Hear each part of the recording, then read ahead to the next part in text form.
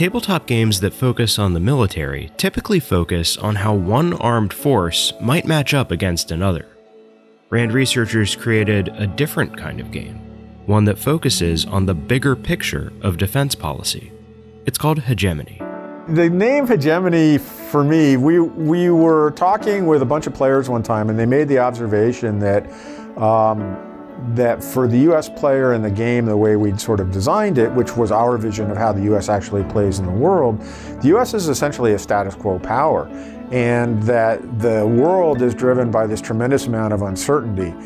When you face a tremendous amount of uncertainty, the best sort of way to deal with it is what's called a hedging strategy. The game does sort of force you to take on hedging strategies against what might happen in the future and how the future might develop.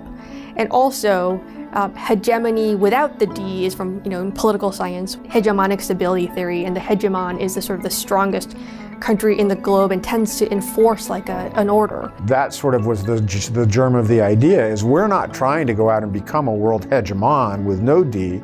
What we're trying to do is to devise a strategy that allows us to hedge against all this uncertainty with a D, and so that was where the name Hedgemony came from.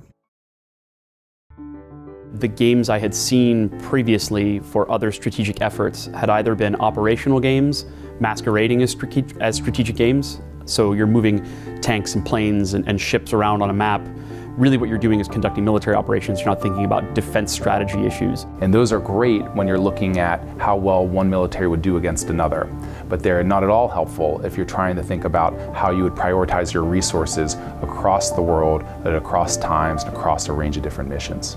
And what I really liked about this game was that it put the big strategic choices at the front.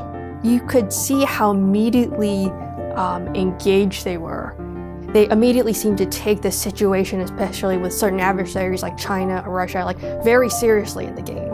You could see that they brought it with them, and for them it was sort of living as soon as they got into the game. It was those kind of things, those kind of feelings and those kind of reactions that Hedgemony drove that helped us develop the national defense strategy, but also were really educational for all the people who participated in it.